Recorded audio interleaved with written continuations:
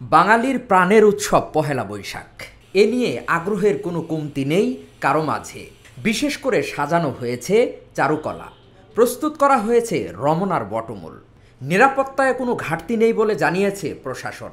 নববর্ষ আনন্দ শোভাযাত্রায় রাজনৈতিক দলগুলো সহ সাধারণ মানুষের অংশগ্রহণও থাকবে চোখে পড়ার মতো।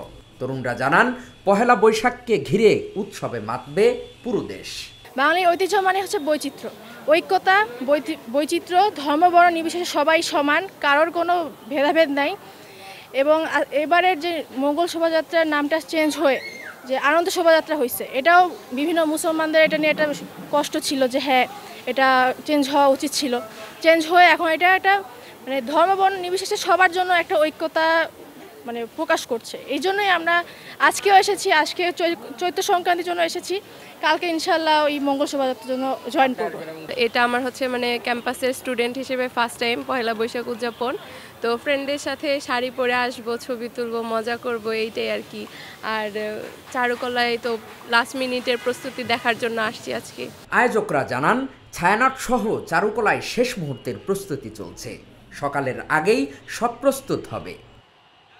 আগামীকালকের আমাদের যে অনুষ্ঠানটা হবে, এই যে অনুষ্ঠানটা আমরা দ্বিগুণ উৎসাহ নিয়ে আমরা আগামীকাল অনুষ্ঠানটা সম্পন্ন করব এবং র্যালিটা আমরা করব, খুব বর্ণাঢ্য র্যালি হবে এটা।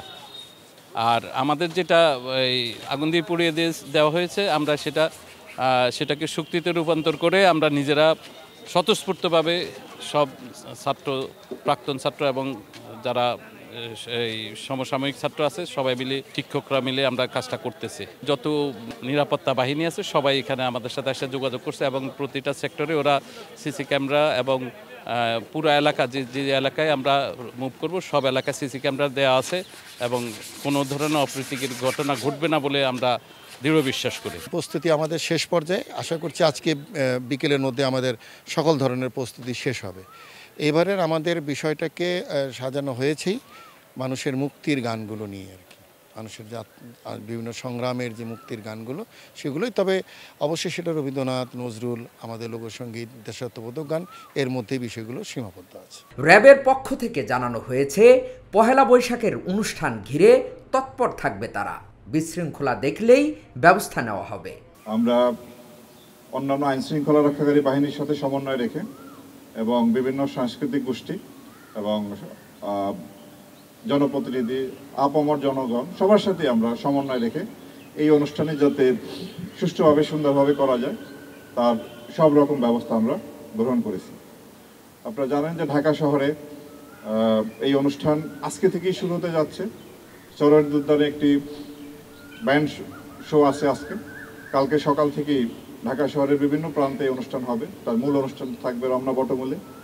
এরপরে শোভাযাত্রা আছে, চারুকলা কর্তৃক আনন্দ শোভাযাত্রা করা হবে। রবীন্দ্র সরোবরেও দিনব্যাপী অনুষ্ঠান আছে। মানিক মিয়া অভিনীতিও বিকাল থেকে রাত পর্যন্ত বিভিন্ন অনুষ্ঠান আছে। এছাড়া ঢাকা শহরের বিভিন্ন জায়গায় এই অনুষ্ঠানটি উদযাপিত হয়। আমরা সর্বপ্রকার নিরাপত্তামূলক ব্যবস্থা গ্রহণ করেছি। রমনার বটমূলে সংবাদ সম্মেলনে ডিএমপি কমিশনার জানান, নিরাপত্তা নিয়ে কোনো শঙ্কা নেই। আনন্দ শোভাযাত্রায় সবাইকে শৃঙ্খলা মানার অনুরোধ করেন তিনি। জাতীয় উৎসব করে এই অনুষ্ঠানে যাতে জাতির ধর্ম বর্ণ নির্বিশেষে সকলেই নির্বিঘ্নে উদযাপন করতে পারে তার জন্য ঢাকা মেট্রোপলিটন পুলিশ ব্যাপক নিরাপত্তা ব্যবস্থা গ্রহণ করেছে। অনুষ্ঠানের স্থলে কোনো প্রকার মুখোশ, ব্যাগ, ধারালো বস্তু ও দাহ্য পদার্থ নিয়ে না আসার জন্য অনুরোধ করছি। নির্ধারিত সময়ের মধ্যে অনুষ্ঠান শেষ করতে হবে এবং অনুষ্ঠান স্থল ত্যাগ করতে হবে।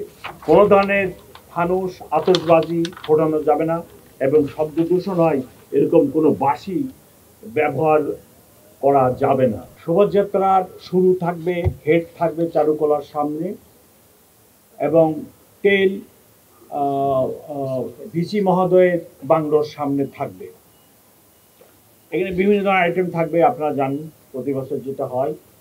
আমরা শোভাযাত্রা যখন হবে তখন এদের মাঝে যে রুট আমি বললাম, এই রুটে কেউ মাঝখান দিয়ে শোভাযাত্রায় প্রবেশ করতে পারবেন না।